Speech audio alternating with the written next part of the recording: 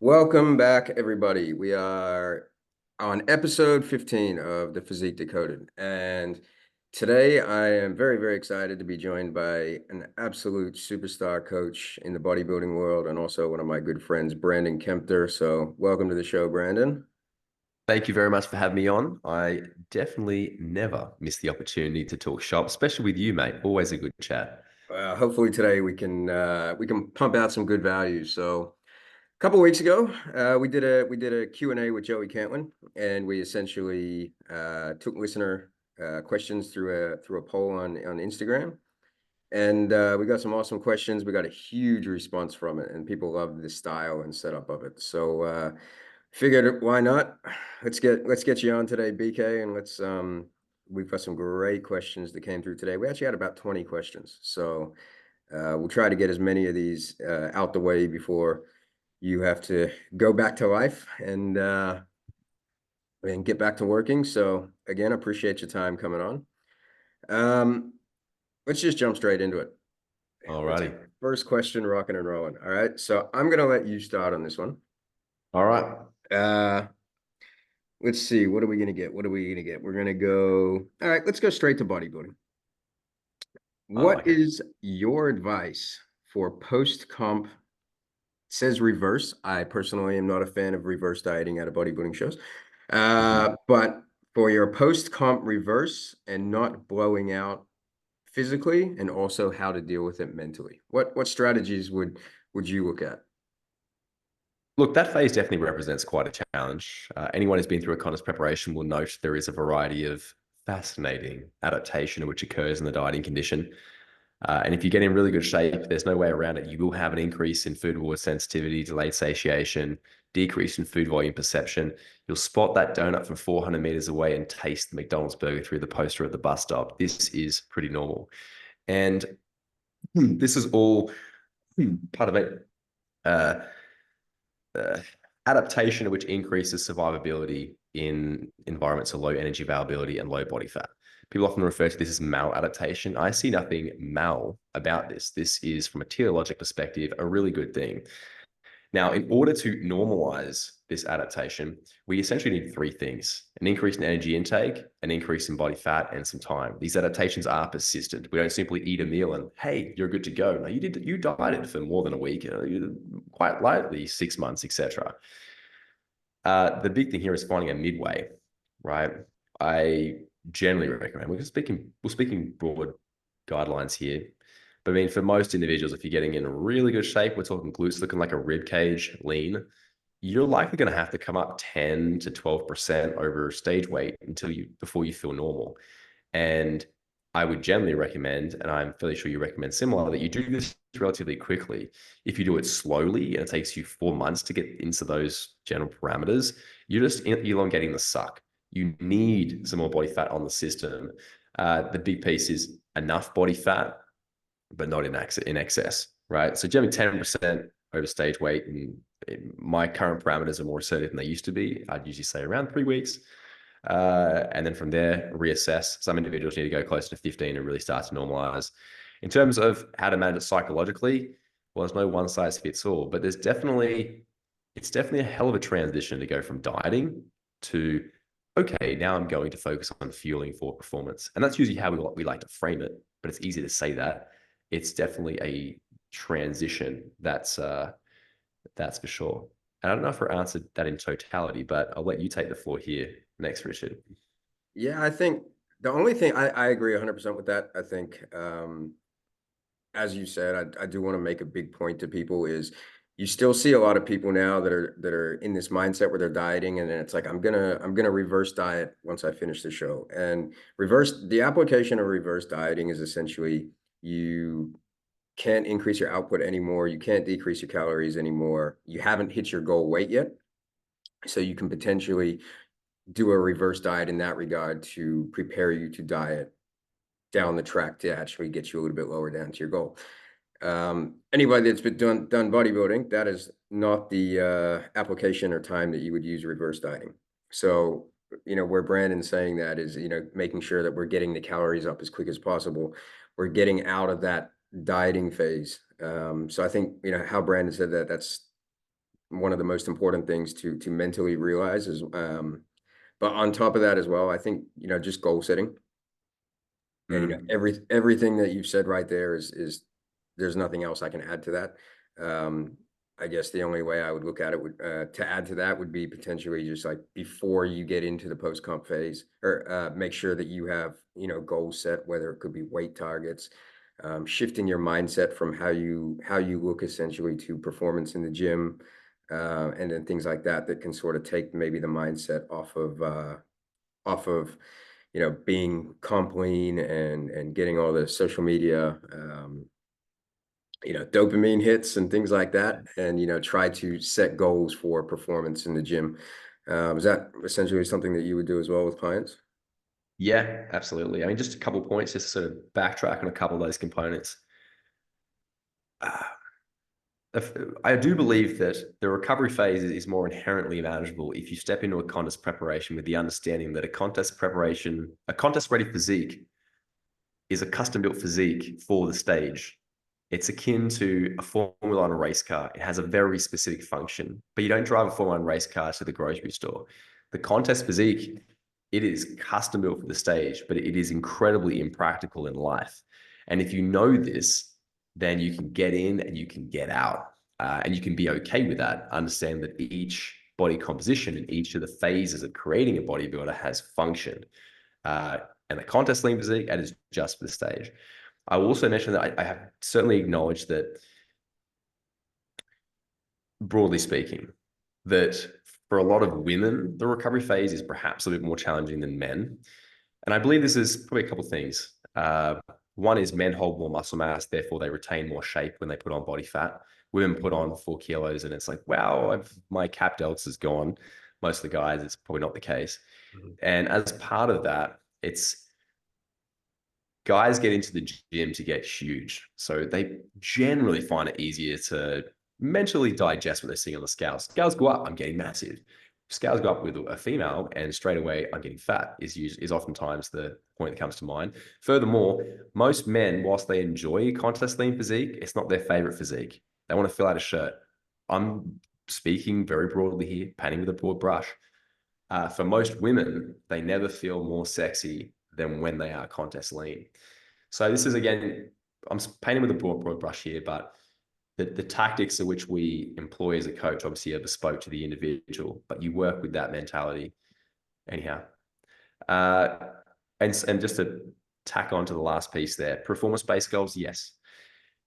In the contest preparation, the point that is highly motivating is the way in which you look and seeing these rapid changes in your physique. It's wonderful. In the off season, the changes in your physique are a little bit more subliminal. Putting muscle mass on is much more time with losing fat mass. Performance-based goals are wonderful. Using performance increases as a proxy for stimulus accrual and a confirmation of adaptation to prior training exposures. Awesome. So I do love moving in that direction. Yeah. Well, we're one question in, and I've already got myself. I am a man that loves his analogies, and the race car one has just been noted that that's going into my repertoire for clients. So we are one All question right. in, and I've already got myself a new quote as well. So I often, hopefully that, sorry, Keith. I as I often say, analogize the contest physique. It's like a Mona Lisa. Like it looks good, but it is actually quite useless. yeah, There's another analogy for you. But quotes, analogies, everything. I mean, that's like again, coaching, soft skills, language techniques, how you deliver things, perfect. Um, another way to show off how good Brandon is actually of a coach, not just on the hard skills, but in communication. That's why we love him. That was I think we very thoroughly went through that, so that was awesome. All right, let's jump into the next question. Um, do you feel that condition is undervalued in natural bodybuilding? So I'm thinking this is coming from I guess from a placing and judging point of view. Hmm. Um, This is an interesting one because it's been different the last, like, and I'm interested to hear your thoughts on this. So, like, do you think conditioning is undervalued or overvalued? Um, I mean, look, my business is called BK Conditioning, so people assume that like I'm just conditioning everything. as a bodybuilding enthusiast and coach, I will say that the most competitive physique is balanced in that we have size, symmetry, proportion, conditioning, top level posing, tanning perfection, and stage presence that turns heads and drops jaws. If you have all these components, that is a podium finish.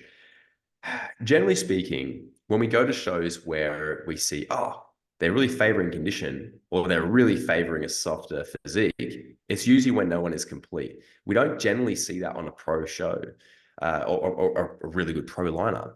We usually see that at the amateur level where it's like, no one is totally complete. I'm either going to have to give up a lot of size for this bit of conditioning or a lot of conditioning for this bigger frame. Like no one's right, no one's wrong. And that's where you see it's like, oh, they were really prioritizing size over conditioning or vice versa. Uh, but when you do see a really good pro lineup, everyone's ticking those boxes. You're splitting hairs because everyone's got size, symmetry, proportion, their posing's in check. So I don't frequently see that it's undercapitalized on.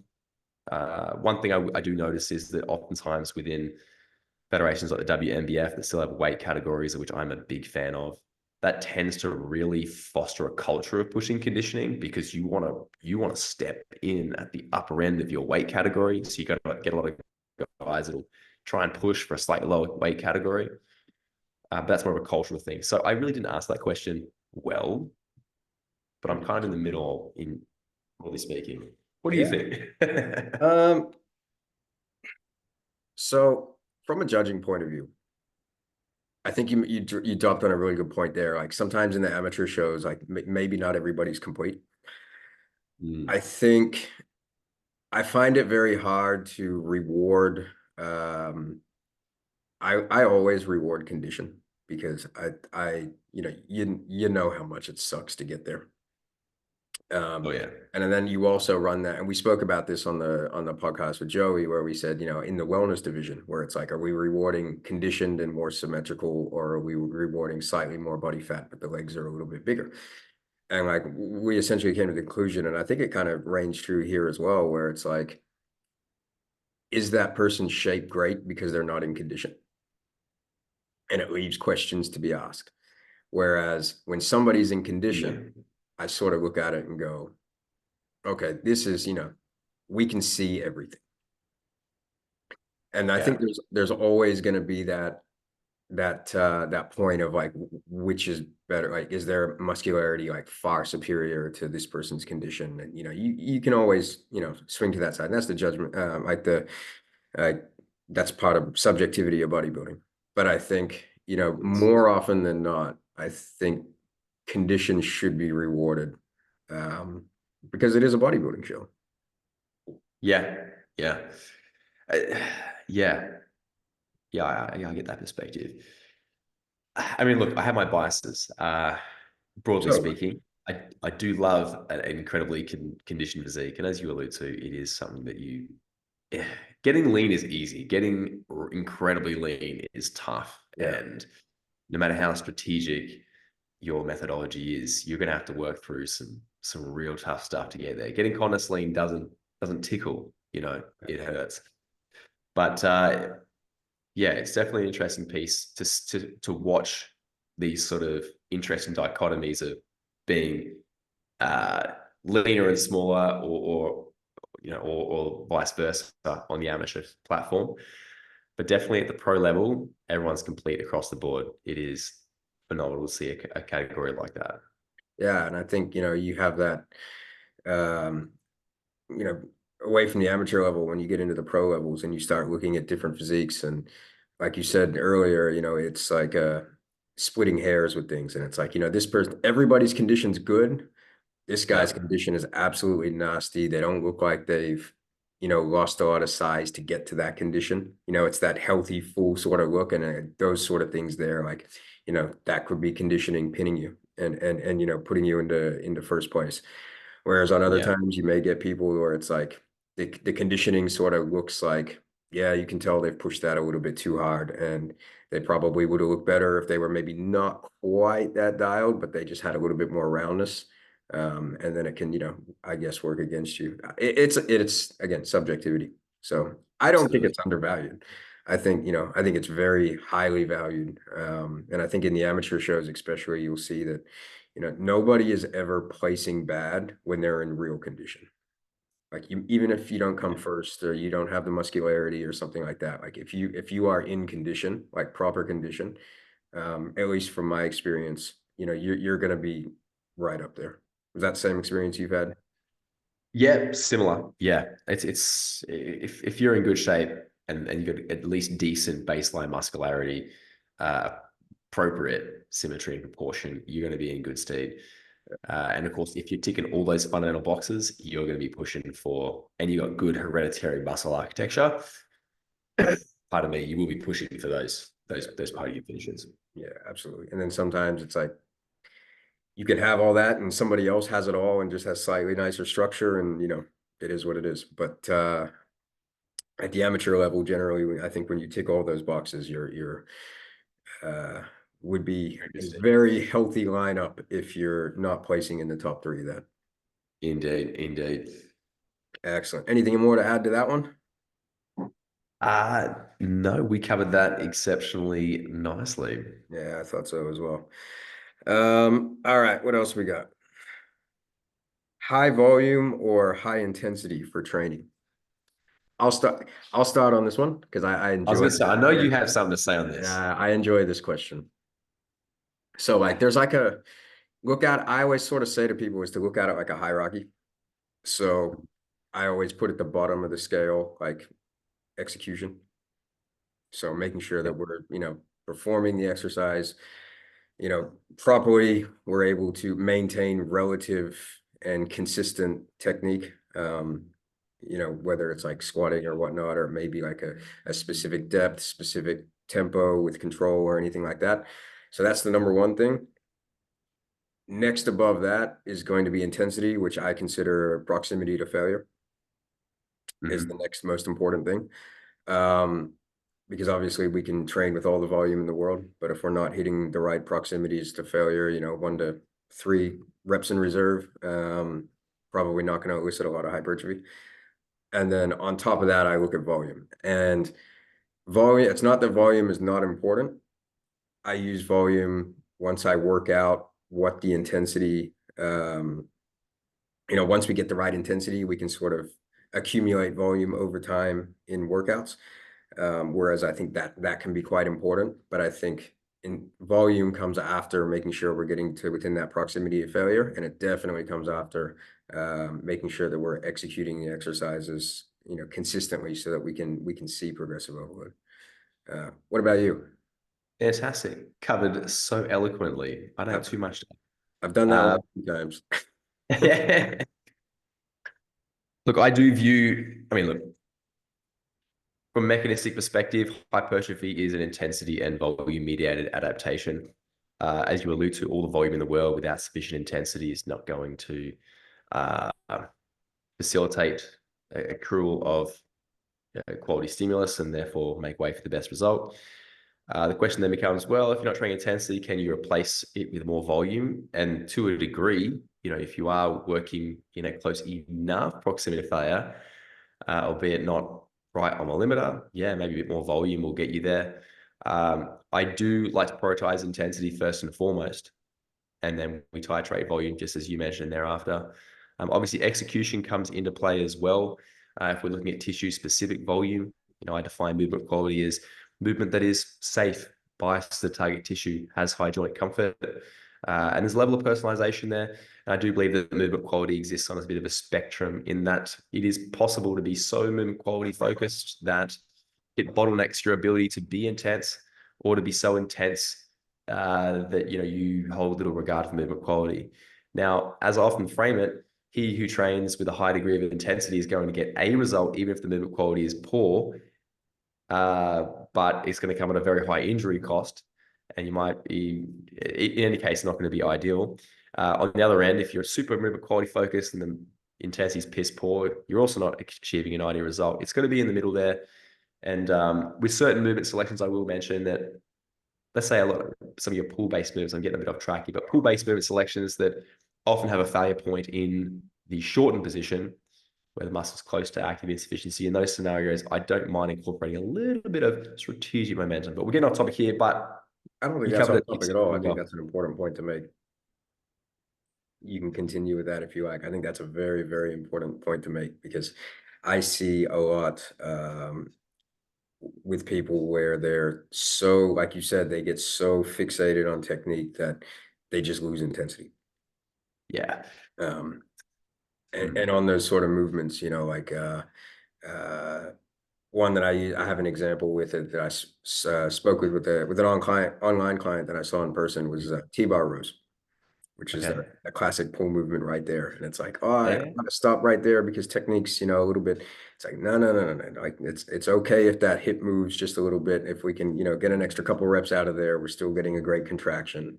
Yeah. I think that's a really good point you made there. Yeah. It has to be on a spectrum there. One thing I will mention that is that, and I think I mentioned this on another podcast, is that our industry is super trend based, whether you like it or not. You and I have been in the industry for over a decade now. We've seen things come and go. We've seen things on repeat. And a few years ago, when most of the volume research came out, everyone started pushing out volume. Okay, then we sort of come back to, okay, we should actually train more intensely. Now, this is mainly promulgated by social media and people taking sound bites and the general consumer not being overly scientifically literate. And by virtue of that, they're just taking all this detail as absolutes and just running with, on trend. Right now, there appears to be a trend for movement quality. And I don't believe that's a bad thing, but as you mentioned, you take that too far and it can bottleneck your training progression. So I don't think we should be in here doing, T-bar rows that look like a bloody clean and jerk. But on the other hand, if we're so pedantic with movement quality, yeah, that could definitely bottleneck us, particularly on that movement, given you're always failing in that shortened position. So yeah, it's an interesting piece. Yeah, it is. Do you have and this is gonna be off for the listeners. This is from me personally. But like, That's good. are you doing it by eye when you're working with clients and they're sending check-in videos for training and things like that? Like, is that a eye movement? Does that change based on person? Like, would you, if you have somebody that's is relatively newer to lifting close to failure, are you going to um try to would you let them on that scale be a little bit different than somebody that is very advanced in lifting? Like, how does that work with you? Yeah, sure. I mean, if we're talking, let's say, for example, a T-bar row, if I'm teaching that movement from the get-go, and hopefully they already know how to perform this because they're working online. But let's say initially, okay, we're probably going to have close to quote unquote perfect movement quality as we're learning the movement, making sure we've got good motor control, good scapulothoracic positioning so we can drive the stress to the target tissues. When you're proficient with that and your proprioceptive awareness in reference to your scapulothoracic structures is in good check, well, then you might be able to incorporate a little bit of strategic momentum and still maintain directing load to the target tissues. Fantastic. But I suppose another caveat that just came to mind here is if I had someone of whom has had some lumbar pathology, maybe in such a scenario, we're going to perhaps not use the movement selection. But if we were in that scenario, perhaps our quote unquote bandwidth for appropriate movement quality would be a little bit different by comparison to another individual. So, we'll take into consideration these components. And yes, it would be, by eye on an online basis, generally speaking, through video. Yeah, absolutely. Again, and that's the whole N equals one, and the art of coaching, which you and I have many, many discussions, Indeed, indeed. which is making sure that we apply principles to people, and it's always going to be slightly case dependent depending on the person that we're dealing with in front of us. It As you really is. And we've had many conversations on this, the science and art of coaching. And as I often repeat, ad nauseum to our clients, of whom many are coaches, is the science is simple, the science is easy. I mean, I spent a decade learning it, but the science is knowing what variables we can change, what influence it should have on the biological system. The art is knowing how to communicate efficiently, effectively, interpret what you're seeing, and then knowing which variables to change at the right times at the appropriate magnitudes. And that particularly physique sports, going from lean to very lean, that's when you as a coach really get to flex that muscle, if you will, in terms of the art of coaching. So That whole case of, do you have the ability to connect with someone well enough that you can light a fire under them to, because, it's not going to be easy. And can you light a fire under them to keep them going? And yeah, pushing into that very, very dark zone that maybe they've never ever been to before. and that's a skill in itself. And I believe that I believe that communication in general is the bedrock of coaching, right? Coaching is all about doing the best with the information that you have. And that is in part reliant on the client slash athlete. But I believe that it's exceptionally reliant on the coach. You need to create an environment that's conducive to open communication. You need to adjust your communication style to be commensurate with the individual that is before you. So, and that's something that takes time. You get to know your athlete. And again, I just think that that onus is, we often hear coaches say, "Oh, they didn't tell me that." I mean, yes, the athlete needs to reciprocate, but a good part of the onus is on the coach as well. Like, did you ask them that question? Did you ask the right, the right question in the right way at the right time, just to get the cogs ticking over? And I think that again works in the coaching, and it's part of the reason why I think that if you work at the level at which we do with clients, you can't automate that stuff, man. Everyone says, "Oh, okay, automate X, Y, and Z." Maybe you can do that in some areas in a business. Maybe we gen pop, but for what we do, it's a personal thing, right? And that's again the art of coaching.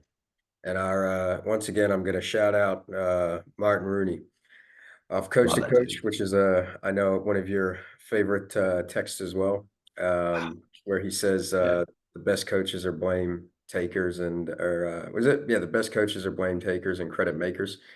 So Yeah. anytime like there's situations like that, you've got to, work out, okay, what can I do to be better? Um, Yeah. and I think that's a huge part. A lot of people look at the hard skills, and then as soon as they look into, shit, maybe I could have got more out of that person if I had educated them more, if I had, explained to them the process a little bit better, if I had, motivated them in this situation rather than, tried to be hard on them and just told them to keep going and things like that. So yeah, I think that's you know, one of the major keys to being a great coach. Yeah. Yeah, man. Shout out, Martin. If you, if you haven't read his book, guys, you should. It is epic. I just had a client of mine read it. She's a relatively newer coach, and I'm like, I Yeah. said it to her, I'm like, she's like, I'm not huge on read. I'm like, it's a fictional story. It's the easiest read you'll ever read in your life. But if you can take the themes and principles out of that book and apply it to yourself on how you want to like act and handle yourself as a coach, you will be in the top 1% of the fitness industry just by doing that without even any knowledge. Look, I've read that book on many occasions. And what it does for me is anytime that I feel a little bit off center as a coach, it just centers me.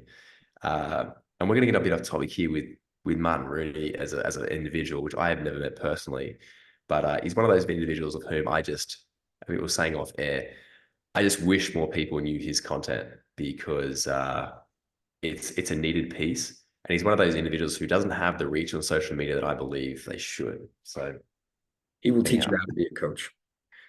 yeah, He will absolutely teach you how to be a coach. All right, we got some more questions coming through. Um, what programming characteristics do you change throughout a prep? everything. Just kidding. So obviously person dependent. Mhm. But the way I look at it here is the stimulus that allowed you to grow in the off season is likely the stimulus which allows you to retain muscle mass in the dieting condition.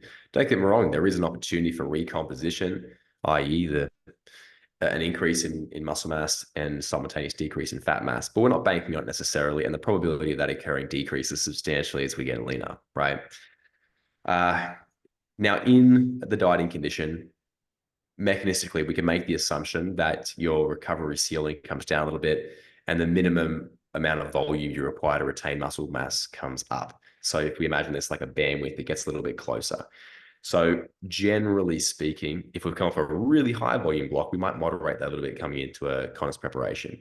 But once we're in a contest preparation, I tend to keep volume parameters relatively stable and modulate them on a as required basis. I do modulate some of the movement selections on occasion. For example, deadlifts are a great move for total posterior chain development, but perhaps don't give us the best stimulus slash, well, the SFR is not the greatest, perhaps. Also, as they get a little bit leaner, it's possible it becomes a bit more challenging for us to create rigidity and tightness through the spinal column. Perhaps other movements that don't have much in the way of external stability, we might sub out for those that have more external stability because you are going to feel different in your back squat as you get leaner. A little bit of fat mass around the hips and knees goes a long way on that movement selection. So we do tend to sub out some of those movement selections. For example, a progression might be from a conventional deadlift to a trap bar deadlift to an RDL as the primary posterior chain movement selection. An RDL is probably in there anyway, but as the primary component here.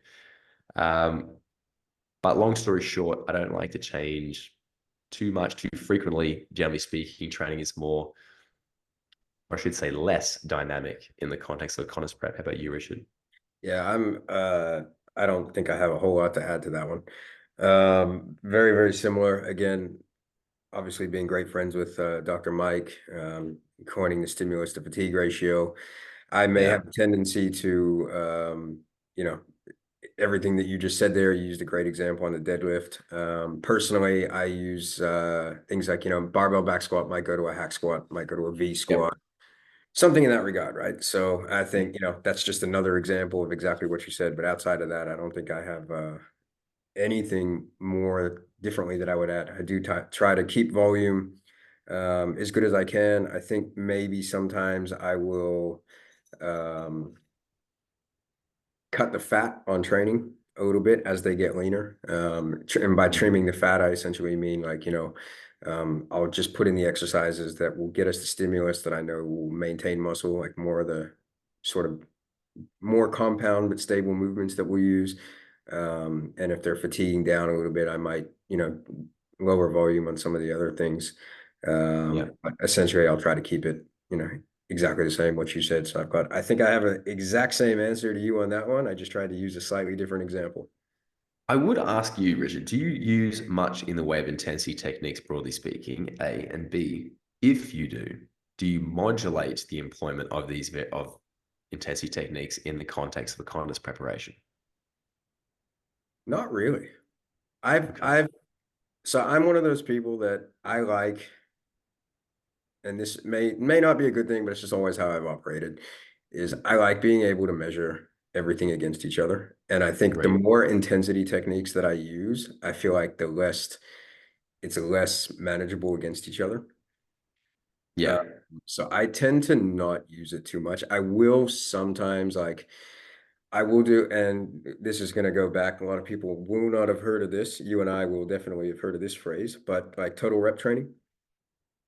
Yes, yes, total rep. Yeah, Gotcha.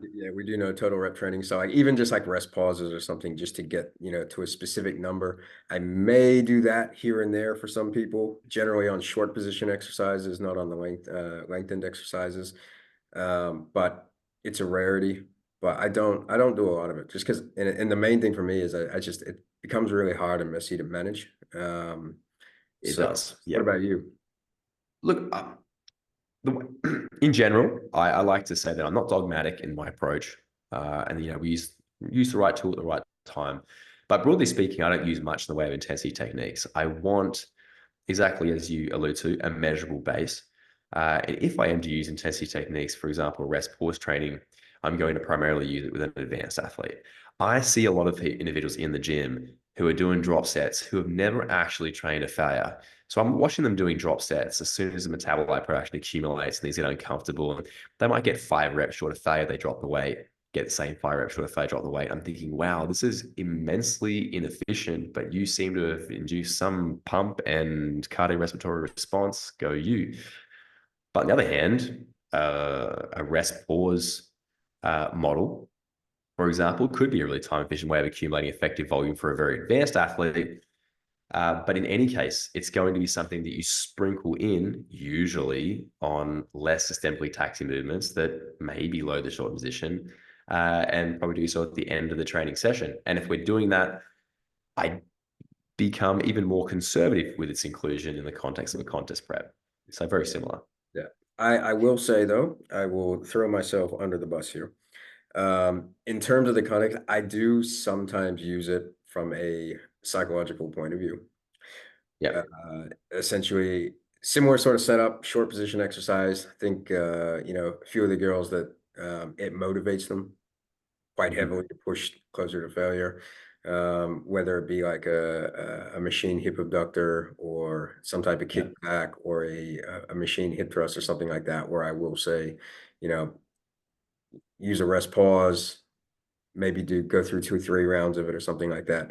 And I'm using it for a psychological benefit, Yep. more so than anything else, because when they leave and they're feeling like they've got a pretty fucking good pump, they generally it does help with adherence and motivation towards other things. So I have found that. Do I think it maybe is the smartest way to train? Probably not, but I think there is something to be said for intrinsic motivation. Definitely. You know, you're using the tool at the right time. And I mean, person dependent. Yeah, 100%. Absolutely. That All was a right. great, What's that? that was a great tangent. It was. Yeah, some of these questions were like going through, but we're not. All right. Hattie Boyle. I got a shout out to Hattie because she's awesome. She said she loves you. Oh, I love you too, Hattie. She's great. All right, what else we got here? We got so many questions. I'm just scrolling through a few of these right now. Benefits, perks, coach. What else do we have here? All right, we got one here that I'm curious about, and I'm gonna ask you this one. This one has absolutely nothing to do with me, so I cannot answer this one, but I am excited to see your thoughts on this. I'm Does nervous. B does BK feel like he has reached his uh, full potential as a natural athlete? What do you think, BK? How close are you? You're obviously not there yet. I don't think you believe you are, but how close do you think you are? To say that okay, to believe I was at my genetic potential would be admitting defeat. And I don't think so. That's not going to happen. I didn't think you were going to say that. Uh, Yeah. Look, I mean, realistically, the majority of my biggest gains are probably behind me, right? I'm in a position now where I'm going to train for 3 years and push the envelope for maybe a kilo on stage weight. And I am going to cherish every gram of that protein, right? Uh, and that's the reality of it. That's the reality of it. You know, I am pushing the envelope, and a lot of the big stuff is behind me. But I don't think I'm at my absolute best yet. And again, to assume I was would probably diminish my morale, at least in this section of my career. I am very cognizant of the fact that as we move through our life cycle, there is eventually going to come a point where I am fighting to retain as opposed to progress. Uh, I have often asked myself as to when that occurs, how is my mentality and approach to bodybuilding going to change? I'll let you know in about 15 years' time. For the moment, I don't believe I'm at my genetic ceiling, and I'll continue to progress. And I believe there's progression in a couple of areas. Conditioning wise, I think my conditioning is pretty there last time. I'm not sure Could you be, can get any later. I mean, could be better. I'm like, I don't know. And that's not an area that I'm really going to be thinking I'm going to progress on. If I can match last time, great. But one, I can put on a bit more muscle in the off season. I truly believe that. The second is I do believe I can be better at retaining that muscle mass, which collectively means that I have more muscle mass at commencement, finish with more, match the conditioning. That's a more competitive physique. So there's a few areas that I believe that I can personally improve upon, and that excites the hell out of me. Yeah.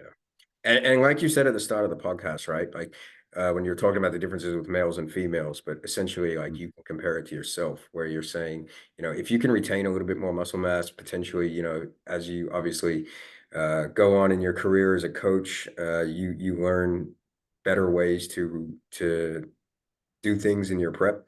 And essentially, you can if you retain more muscle, gain a little bit of muscle tissue as well. You may not have less body fat, but it sure as fuck gonna look like you do because you have more muscle mass. Yeah. Yeah. Absolutely. Yeah. No, I don't think I will ever hear those words that you think you've hit your genetic potential. I'm just not, I don't, anyone that knows BK, I don't think that's you. I don't think you'll ever hear those words out of his mouth. I think he'll, I I think it's very, very unlikely. yeah, And look, speaking of genetic potential, etc., I think that speaking of natural bodybuilding in general, I think a lot of individuals bottleneck their progression massively by way of the stories they tell themselves. Like, oh, I can't build much muscle mass, or I read that paper and I can only put on a kilo of muscle mass per year. And I'm looking at this individual like, you're in the first 5 years of your training career, a kilo per year? Are you kidding me? You can do much better than that. you gained a But I kilo mean, and a if half and you did not train well. yeah, right. Yeah. But if you come into the game and you have these again stories you tell yourself, I mean, your effort and your subsequent result is going to align with that. So I think you know the ceiling for natural bodybuilding is much higher than most people think. And I personally am very grateful for the mentors I had early in my career who showed me like, wow, uh, we can take this a lot further than most individuals believe. And without them, I probably would have went the enhanced route as a natural progression and a natural kind of, I suppose, product of the general bodybuilding scene at the time. But thankfully, I had some really good, really great, to be fair, mentors early on. Yeah, absolutely. Yeah, that was similar to what I thought you were going to say, but you never know. You could have thrown me a curveball. All right, we're No, going to yeah, do. I'm hopelessly optimistic. So, Yeah, I didn't think that was going to happen. All right, we got two more questions. One of these questions, I it was like 50-50 on it on bringing into the podcast. all right.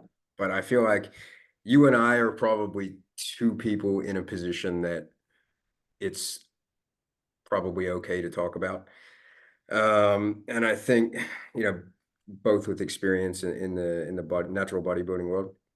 Mm. And we had a little chat, but we haven't had too much of a chat about this. But I'm curious to get your thought. Like, we have obviously the new rules in ICN about the pro qualifier, which is happening in Uh-huh. half of the states in Australia this season. Yes. Um, I've had a bunch of questions, just in general of when it came out of, how it all works, what do we think of it, all sorts of stuff like that. I have my views, Mm. and I have no issue sharing my views on it. But again, I kind of want to hear yours. So what are your thoughts on these new rules that have come out? I'll give some perspective. I suppose just to rewind a little bit, the first thing I'll say is that the bodybuilding game in the past 11 years that I've been involved directly in it has definitely changed a lot. And just to offer some context for the listeners, when I started bodybuilding, really we had two federations in Australia. There was no pro cards. If you wanted to get a pro card, you were going to the United States, and there was two shows, to my knowledge, in the United States where you could get a pro card. Amateur Olympia. Yeah, and Yeah. your natural universe. Yeah. At which time I was 19 years old, participating in my first show. I'd wrapped that up and went, wow, really enjoyed that. I think I'm going to give my freaking life to this thing. And I sat down and mapped out a 7-year timeline and said, you know what? I would love to get a pro card in the next 7 years. If I could be 26 years old with a pro card, far out, that'd be great. And if I don't, I know I had a great time doing this. The reason I mention this is because I think that the new guys coming up, I mean, they're looking at it going like, I want to win a pro card in the first season. And that does happen on occasion. But 10 years ago, these sort of opportunities weren't available, right? We were looking that far ahead. And I think there's some beauty in that because we were treating bodybuilding like a real sport. If I decide at 10 years old that I want to be a gymnast and I begin the 15-year process towards working at an elite level and I have the genetic substance, etc., like, I don't think in the first year of gymnastics that I'm going to be a professional. Are you kidding me? It's a lifelong skill. And essentially any other sport, you dedicate a minimum of 5 years and the rest. At a professional level, probably more like 10. Bodybuilding now, the pro cards, let's be straight, Richard, pro cards don't really mean that much. I mean, I've earned a pro card, lost a pro card due to political crap, and I went, it's fine, you can keep it. I just wanted to compete. Re-won it again. I'm like, Okay, cool. I really don't mind about it anymore because it doesn't have the same meaning it used to have. So with what the ICN is doing, I get it. They've started a pro circuit. You know, perhaps the participants just aren't there. It's a self-made issue, if you will. You're in a position where you can't backtrack and say, we're going to take away a pro circuit. Uh, so there, it's a tough spot because the competitor in me says, hey, if I had trained 10 years and become a pro, I want to compete with other pros, but you're going to let the amateurs compete anyway. What's the point anymore? It's just one big, bodybuilding soup. And Yeah. so, yeah, I feel like it gets watered down, is really what I'm saying. And the competitor inside me says, like, why is this happening, guys? So, share your thoughts. Please elucidate. Yeah, I think I'm, and again, this is why at the start I said this is, because we were around many, many years ago when that was the case of things. Um, First of all, just to explain for anyone that doesn't know the rule, I realized I probably should have said this at the start, is essentially what's happening now is if you win a state show, and correct me if I'm wrong on any of these, because I could very well be, and I'll just make myself look like a fucking idiot on the podcast. But if you essentially win a state show, you attain a pro qualifier card. And that allows you to compete in the pro show at nationals. And if you finish in the top three, you are awarded a pro card. So as far as my understanding, if you are in the open class, you can do the open class to go for a pro card in the amateurs, but then also do the pro show to finish top three. That's my understanding. If that is incorrect, I would please somebody message me and tell me because I am always more than open to be corrected. I understand why they're doing it. And that makes sense to me. And I know the pro show numbers are probably a little bit down. And look, having a pro show is exciting. Like being able to have, pro athletes come on and go at each other is exciting. Um, for me, I'm not a huge fan of seeing an athlete work for years and years to become a pro, to go into a pro. And if there's 10 shows, amateur shows, you could potentially have 10 people in the pro show that are amateurs. Yeah. I think, I'm not personally a massive fan of, seeing an athlete work to earn their pro card and then go into a pro show and compete against, you know, potentially 10 amateur athletes as well as a couple pros. So I'm not huge on that. But we're problem solvers here, aren't we, BK? That's what we do, right? That's our job. Yeah. Personally, I look at it in the way of increasing the numbers of the pro shows. I would I look back 5 years ago, 6 years ago, and like some of those ICN shows at the Science Theater in Sydney, the ones that Yeah. Cherry were doing, you were doing, Damo, all those guys, and like those were hectic. People were so fucking excited about Oh, that was it. great. Lineups were incredible, right? And it's like, okay, that's what I want to see. I want to see top end athlete getting up there and competing against each other.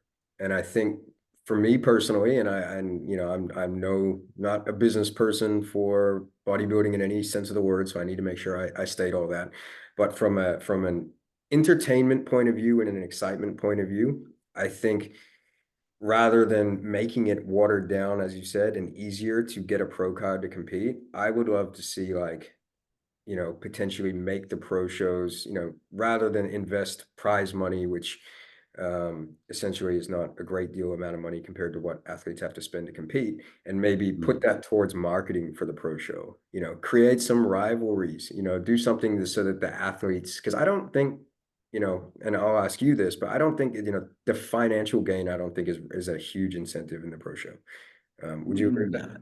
Yeah. So Yeah. I mean, my last season, yeah, I think I did end up earning 6,000, but I'm going to say I probably spent 18 flying all around the world. So, yeah. So so yeah. So yeah. I would love personally to see maybe like a situation where they're giving the pro show a little bit more purpose, Mm. maybe less. I'm not too sure, maybe not the best business model. But you know, and make it this is the one. Yeah. And It just, yeah, go on. keep going. I was just going to say for the listeners, just to make this clear, this is not coming from a position of ego. From my perspective, I am a pro. No, it's more that it's the nature, it's the spirit of competition. Uh, these are things that I believe you want to earn. So, for example, if someone said I went to the Olympics, I mean, unless you go for breakdancing, jokes aside, I would Fuck give yeah. utmost respect, right? And the same goes with bodybuilding here. You know, pro to me now, someone says I'm a pro bodybuilder, and to be fair, unless they say I'm an IFBB pro bodybuilder, I go, cool story. Mm. This doesn't hold the weight that it used to have, uh, and I don't want to see that continue to trend down. Like we're in, I mean, even let's say categories, right? I remember competing in categories where there was 27 people on stage, 3 lines, teenage bodybuilding, 25 minutes on stage. You get a call out, you're cheering. You get a top 5, or at the time, I think it might have been actually only a top 3. Man, that means something. Nowadays, we're going to take the 26 people, make 3 categories, create some more winners. It's better for social media and business. Everything in bodybuilding has got a little bit easier in that regard. And that has also worked its way into the quote unquote pro ranks, where they're just, it doesn't carry the same meaning. And Mm. I'd love to see that not further degrade, where there is still this prestige. Yeah. And there's been times where, you know, in the past, where pro lineups, like you would have like a backstage interview and it was like a wow. Like, you Mm. know, yes, I'm not getting paid for this as you would generally define a pro, you know, do it for your living. But it's like, wow, this is so special. This is actually special. Like you're getting some different treatment here. Uh, I mean, that 2019 season, that was in fact a phenomenal season. Mm-hmm. Um, and you know, obviously I competed that season and anyone in that top 5, it was an honor to be on stage with those guys. And we probably haven't seen, not to take away from the athletes, but it's been a while since we've seen that kind of Yeah. quality from start to finish. It was incredible. Yeah. And I agree. And like, you know, and all that's, I think when we're saying this, we're not like in any way or shape or form trying to be disrespectful. It's like we're almost trying to like say, No, okay, like we want to see it be amazing. yeah, And you know, we want it to be special for the athletes and things like that. And I just think you know, like we said, rather than trying to push more in and make it more accessible, essentially like let's make it have more prestige. And then I think, yeah, you know, you will lure in, you know, because I mean, fuck man, was it 3 pros per season, essentially, 2 pros per season? Depending on how many open classes there are. Like there at are least, yeah, pros. Yeah, there's a lot of pros. Like the number of pros, I don't think is the issue. I think the issue becomes getting them all to want to compete. And I yeah, think that's the problem that just has to get solved. And I think, you know, by making it more prestigious, potentially making it one less show, or maybe one show a year where it's like fucking bragging rights, right? Create some hype in it, create some, you know, do some stuff on, you know, spend that money to do some stuff on social media to interview athletes beforehand and, you know, create some really good hype around it. And then it yeah. builds and draws in excitement. And I think that for me is a better way to go than um, you know, trying to make it easier for everyone to get pro cuts. Agreed. Agreed. Yeah, absolutely. Um, yeah, it's an interesting topic though. It's such a and the other thing I'm going to put on a side note here is and this is probably going to stir some shit up, but I also find it very interesting that half of the states are doing it and some aren't, Yeah. which is also something that kind of makes it confusing. It's certainly a confusing piece, and I mean, I have no involvement in the internal runnings of the ICN, but there's definitely discrepancies between the states, which is very hard to work with from a coaching perspective. Yeah. Yeah, Yeah, you said it, brother. All right, we're gonna get off that topic. I think we could probably keep going on that one a little bit, but we got one more question that I think is maybe one of my favorite questions that I thought we would leave till the end. And I'm gonna oh, get you to answer this, and then I'm gonna answer this myself. You know what it is, so you're not stressed. So tell me, BK, what would you like to be remembered for as a coach? Like what legacy would you want to leave behind to the fitness industry? Maybe as an athlete as well, coach or athlete. I believe that my legacy is going as a coach is going to outlast my body as an athlete, or at least I hope that is the case. Yeah. In which case, I mean, broadly speaking, I'd like to leave it better than I entered it, but I'd like to be known for pushing the envelope, as in pushing athletes and taking them to realms of which is beyond what they initially conceptualized, and really continuing to push the envelope for natural bodybuilding, show people what is possible. I mean, look, on the enhanced side of things, like a lot of respect there too. Love what they do. Comparatively, maybe drug-free bodybuilding is considered child's play. They can do a lot of cool stuff, but nonetheless, I think a lot of people underestimate what could be done on the natural side of things. And I'd love to be known as someone who pushed that envelope. And where people see those physiques and go, "Wow, how is that even possible naturally?" And if I can exit the industry with a legacy that ties into that, then I am over the moon. How about yourself? Well, before I go on to anything with myself, I think like, it has to be said for you as well that, even from before I even knew you as a person, before we even became friends, I knew how shredded the Queensland athletes were.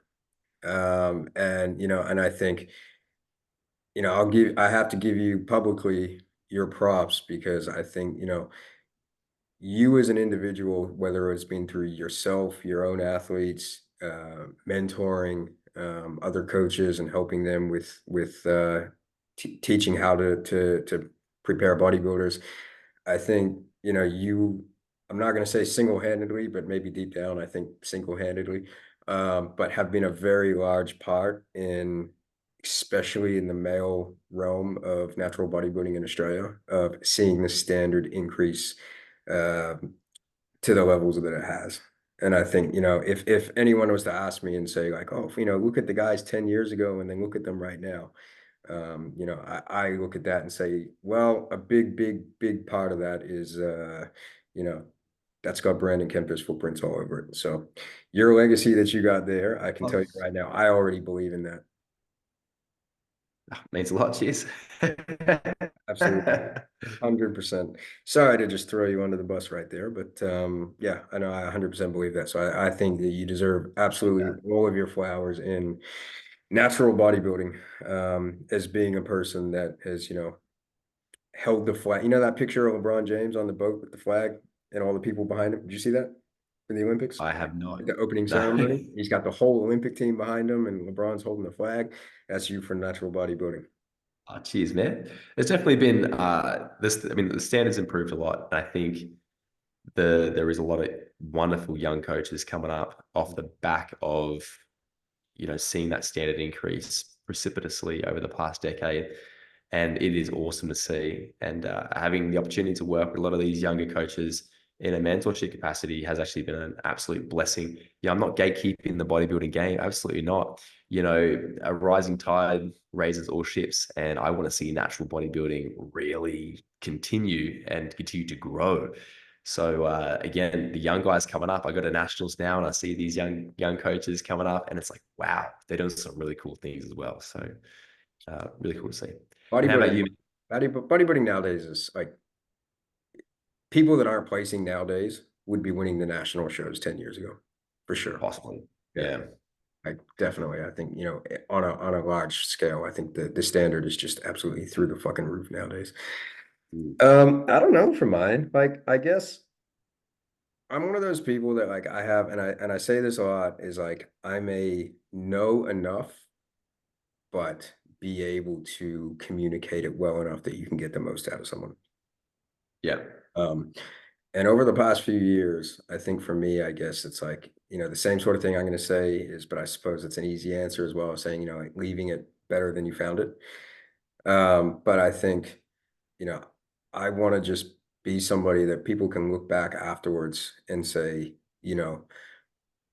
okay, he showed us not necessarily that, you can use the fundamental skills to coach, but the way that you deliver it can Mm. literally make or break an athlete.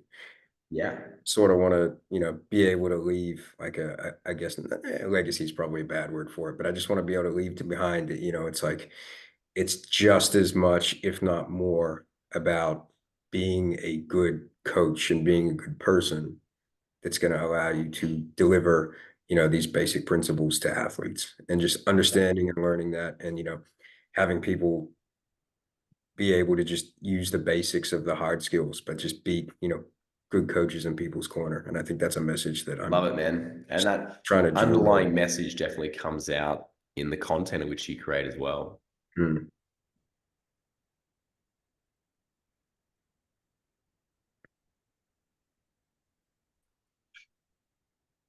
Apologies, guys. We just had a quick outage there, but we are back. So do you want to continue on, Brandon? Yes, as I was saying, those your underlying message really comes through well in the content of which you create.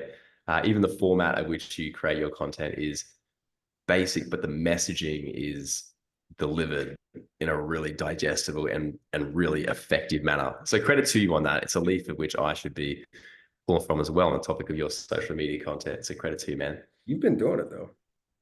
I've seen it. It's been coming out. Yes. It's been good.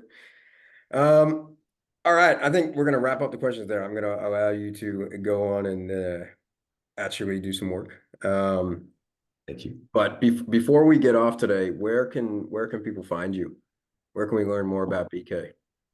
Probably the best way to find me, or place to find me, I should say, is on Instagram. Outside of Instagram, you can find us via our website, bkconditioning.com.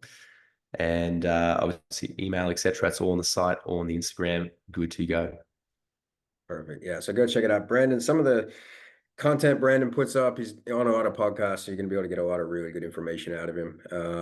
And obviously, it's BK Conditioning. If you want to go see some absolutely skinless human beings in natural bodybuilding, his page is an absolute gold mine. So go check that out. But yeah, look, I'm really happy. Thanks for coming on, man. I know you're a busy guy, so appreciate you coming on and doing this Q&A with us today. No worries. Thank you very much for having me. As mentioned, I love bodybuilding, man, and I really appreciate you. So getting that bodybuilding fix, my fix of Richard, good to go. So we said our partners will be happy that we're not ranting to them. Yeah, that's all right. That's a story for another day. All right, cool. Excellent. So before we go, I appreciate everybody for listening all the way through today. It was a longer episode, but it was fucking awesome, if I do say so myself. Make sure to like, subscribe, follow, share, any of those things that can help us get these messages out so we can get more and more of these out to you guys. Next episode will be in a week or two. And yeah, until then, thank you again, Brandon, and we'll see you guys soon. There you guys.